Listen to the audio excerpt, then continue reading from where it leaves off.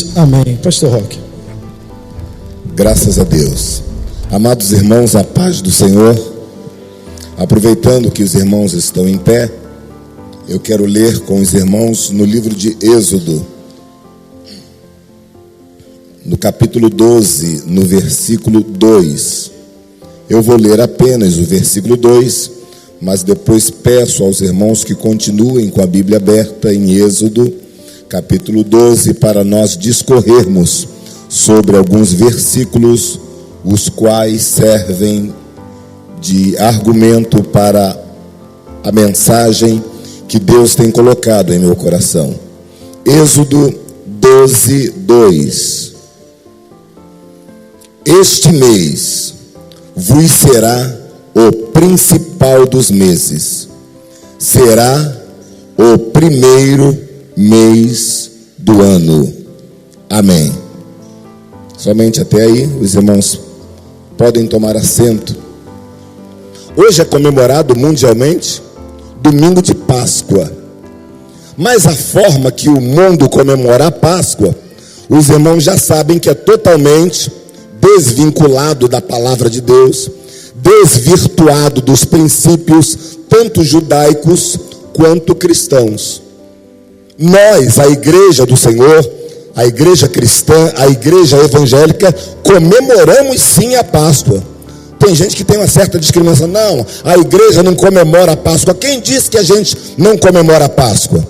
Mas temos que entender de que maneira nós comemoramos a Páscoa e qual foi a origem da Páscoa, que no caso é uma origem judaica, e graças a Deus que a igreja já conhece essa história. Deus chama Abraão lá pelo capítulo 15 de Gênesis e diz: Abraão, a tua descendência herdará toda esta terra. Só que tem um porém, Abraão. Os anos vão se passar. Não vai ser na sua geração, nem na geração do seu filho, nem na geração do seu neto, nem o bisneto, nem o tataraneto. Vão se passar 400 anos. Mas no final destes 400 anos, eu vou agir com braço forte e com mão estendida e vou libertar o meu povo da escravidão do Egito, porque Deus dizia para Abraão: durante estes 400 anos, o meu povo, tua descendência, vai ficar como escravo de uma nação, mas no tempo certo eu vou determinar a bênção, a vitória e a libertação para o meu povo. Quando chegamos no capítulo 12 do livro de Êxodo, nós conseguimos contemplar exatamente este momento histórico no qual Deus liberta o seu povo. Antes, porém, nós entendemos que Deus levanta um legislador chamado Moisés e diz para Moisés: Moisés, eu tenho visto a aflição do meu povo, eu tenho visto a forma como os seus exatores, como os seus algozes maltratam ao meu povo, eu tenho ouvido o clamor do meu povo. E Moisés, eu vou te dizer algo: eu mesmo desci para livrar o meu povo, eu mesmo desci para fazer o meu povo subir. Mas sabe, Moisés, de uma coisa? Se eu for lá fazer e acontecer, talvez eles não vão entender e não vão nem mesmo crer.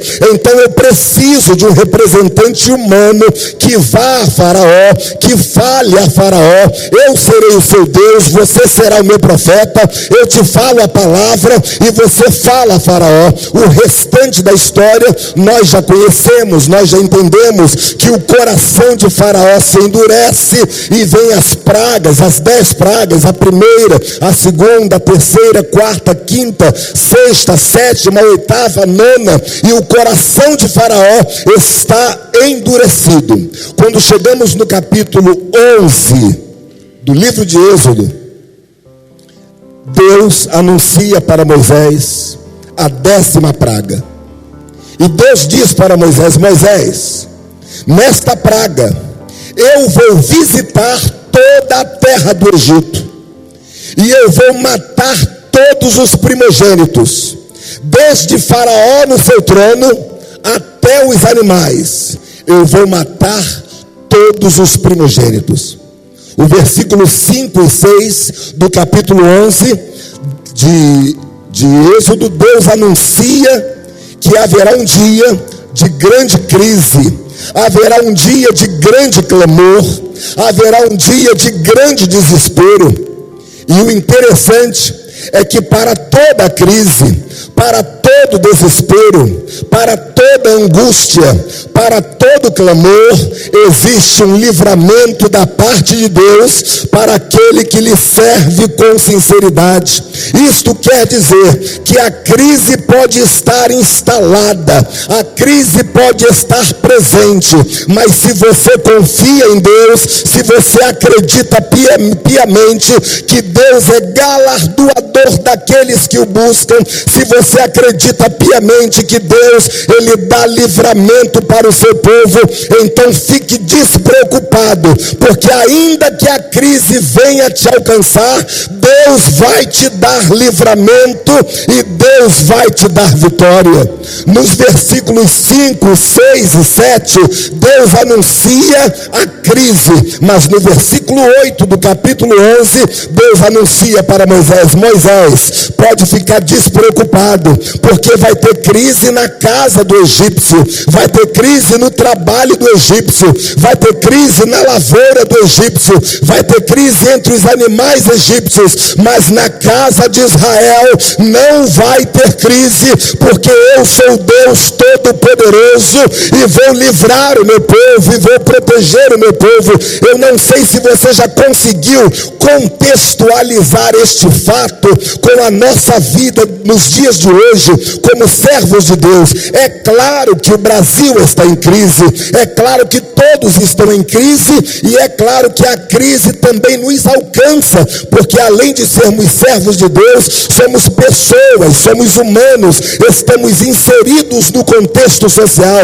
Mas saiba de uma coisa: o meu Deus, segundo as suas riquezas, suprirá todas as vossas necessidades em glória por Cristo Jesus. Você vai padecer necessidade, mas Deus vai suprir. Você vai ficar doente, mas Deus vai te curar. Você vai ficar desempregado, mas Deus vai abrir a porta. Vai chegar o dia até que você não terá nada para comer dentro de casa, mas Deus vai enviar provisão, porque o mesmo Deus de Moisés, Ele é o nosso Deus e está conosco.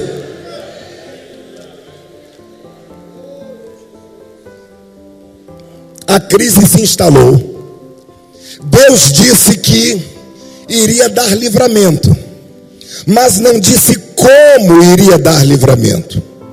Se você ler todo o capítulo 11, você não encontra Deus dando nenhuma estratégia, você não encontra Deus dando nenhuma explicação de como Ele vai livrar o seu povo. O que fazer quando a crise se instalar? O que fazer quando formos alcançados pela crise? Neste versículo que nós temos lido, o versículo 2, ele começa dizendo assim: este mês vos será o principal. Sabe o que Deus está dizendo neste versículo? E eu entendo isto perfeitamente. Depois, nos demais versículos, nós vamos ver algo mais meticuloso, algo mais preciso. Deus está dizendo que a crise, que a escravidão, que a prova, que o deserto, que a necessidade tem dia e hora para terminar. O povo ficou escravo durante 400 anos, sem perspectiva. Entrava geração, saía geração, e o povo estava ali, sendo subjugado por Faraó. E quantos faraós não se sucederam, e o povo continuou sendo subjugado. Eu imagino que quando morria um faraó, alguém dizia: agora vai melhorar.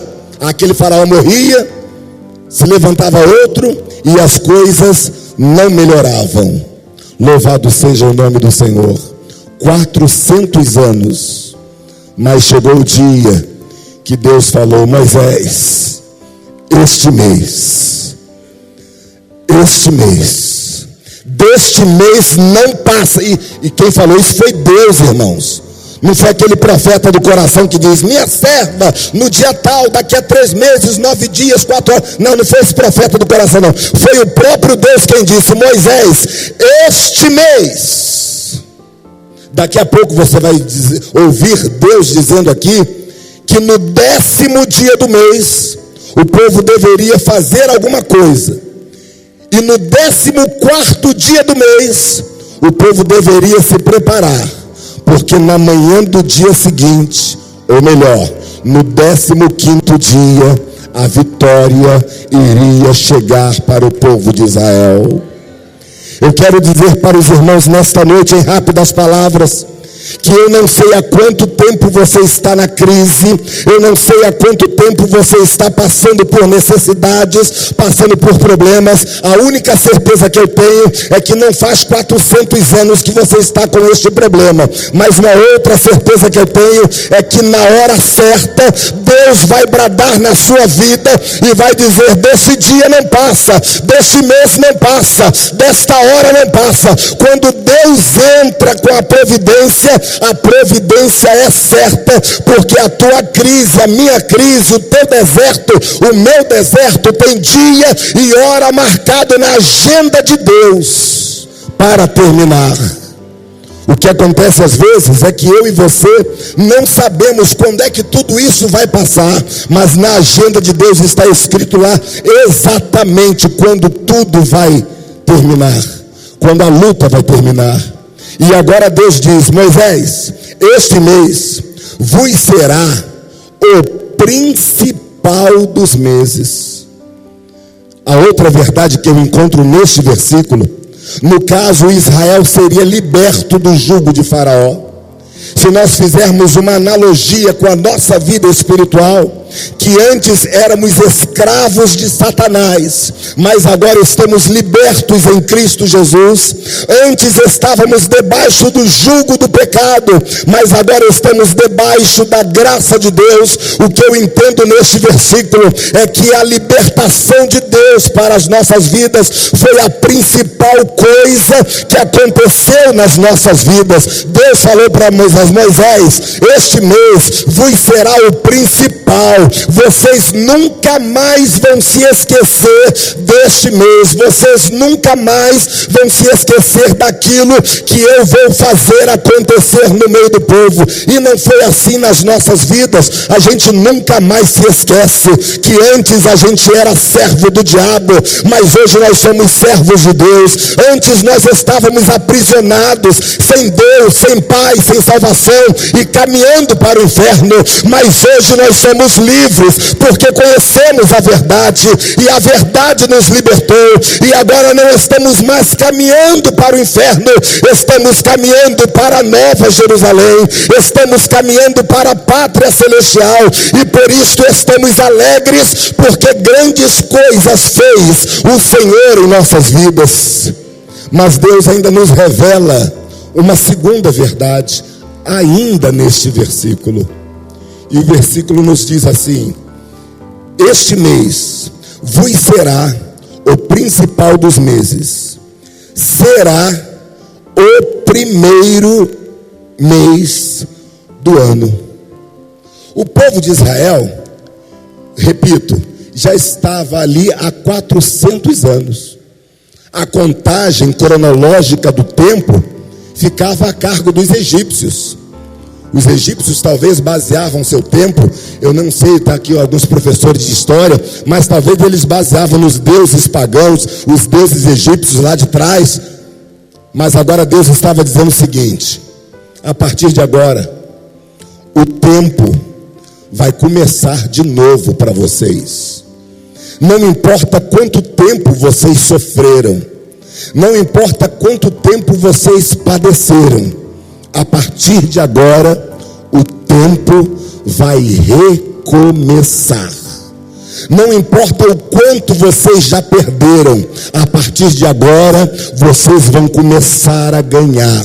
Não importa o quanto vocês já sofreram, a partir de agora vocês vão começar a se alegrar. Não importa quantos judeus já morreram no cativeiro, quanto sofrimento, quanta tribulação, a partir de agora é vida, a partir de agora é vitória, a partir de agora é libertação. Vai começar tudo de novo, só que este recomeço será um recomeço de vitória para o povo de Deus. Não importa quanto tempo já passou, não importa quanto tempo você esteve nesta luta, ou nesta dificuldade, ou nesta opressão, o que importa é que quando a gente aceita Jesus, o tempo começa tudo de novo. A gente entra na luta, às vezes parece que o tempo para, mas quando Jesus tira a gente da luta, Deus faz o tempo recomeçar. Então existe um novo tempo de Deus para a sua vida, existe um novo tempo de Deus para a sua família, existe um novo tempo de Deus para a nossa igreja, existe um novo tempo de Deus para a nossa nação. Não importa quantos anos a nossa nação foi explorada, o que importa é que nesta nação existe um povo que clama, existe um povo que busca, existe um povo que intercede, existe um povo que confia no Deus de Moisés, no Deus de Israel, e este Deus está conosco, e Ele é o nosso Deus, e Ele vai abençoar a nossa nação. Eu vou começar de novo, Moisés.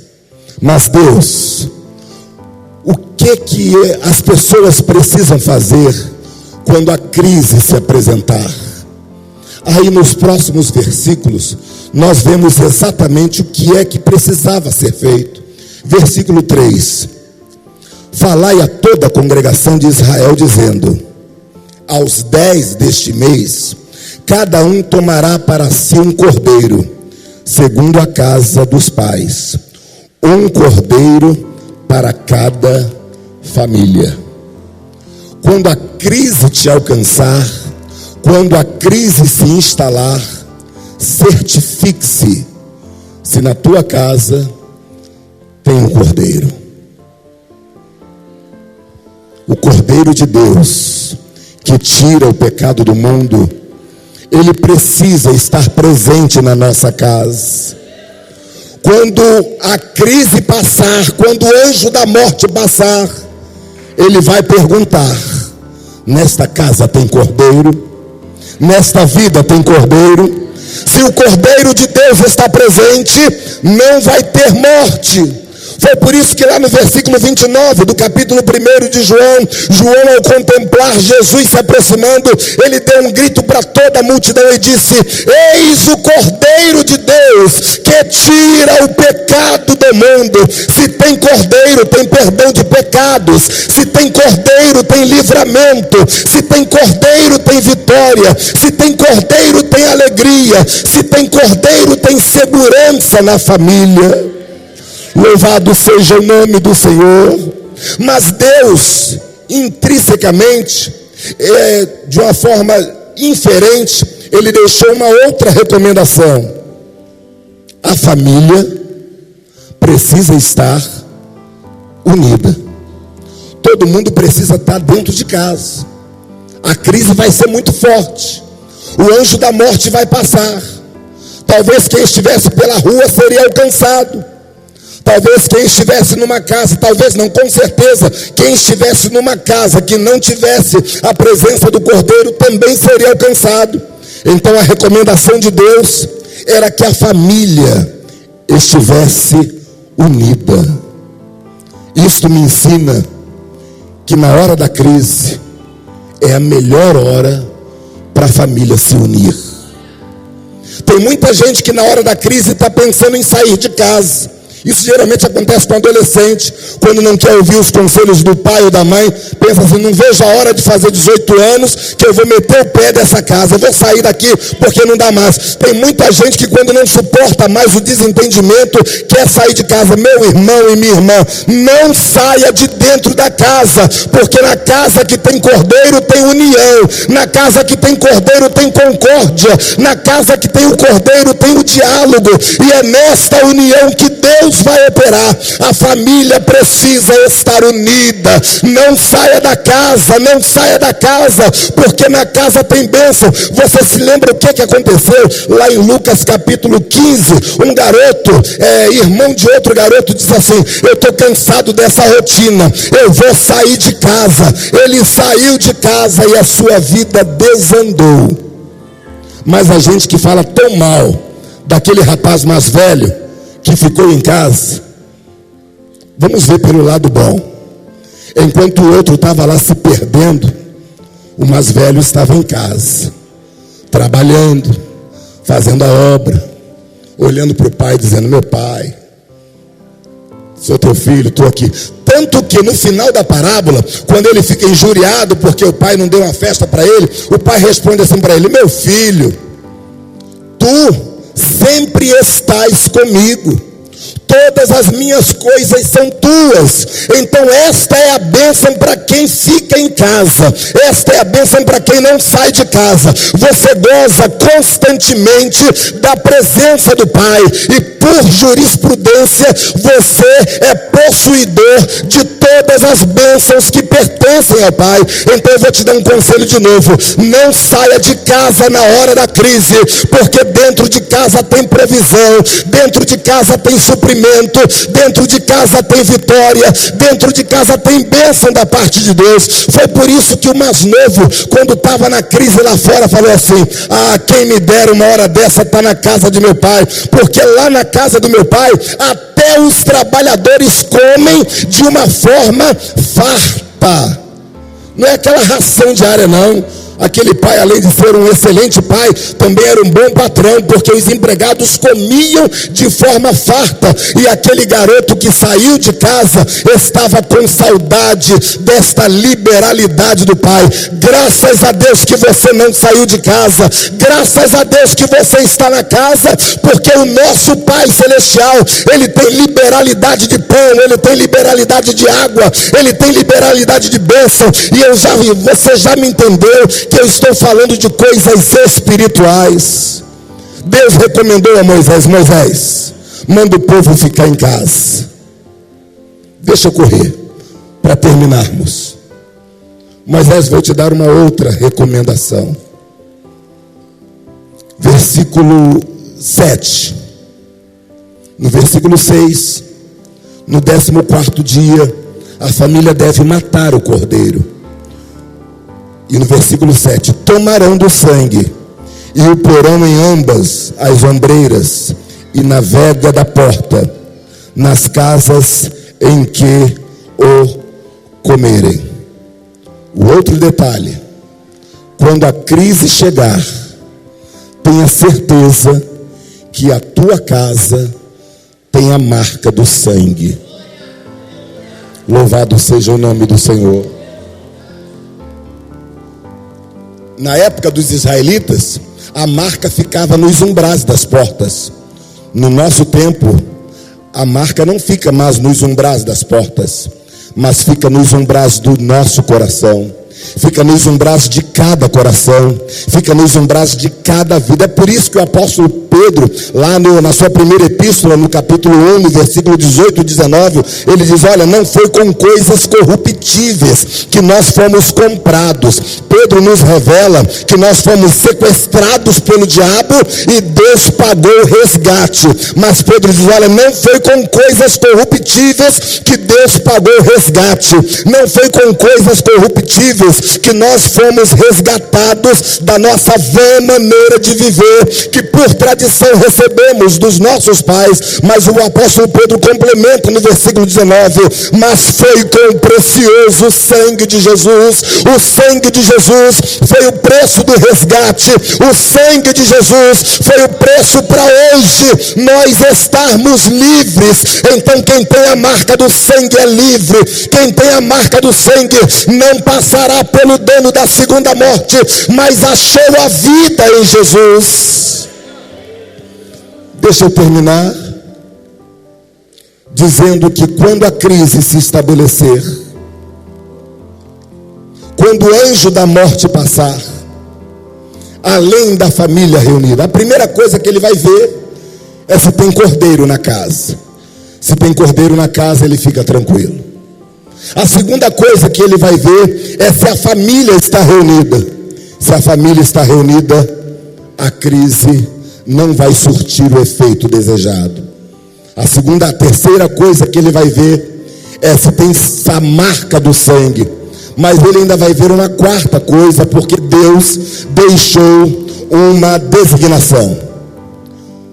O cordeiro vai ser morto, o sangue vai ser aspergido, e a carne do cordeiro vai ser consumida por todos os presentes naquela casa.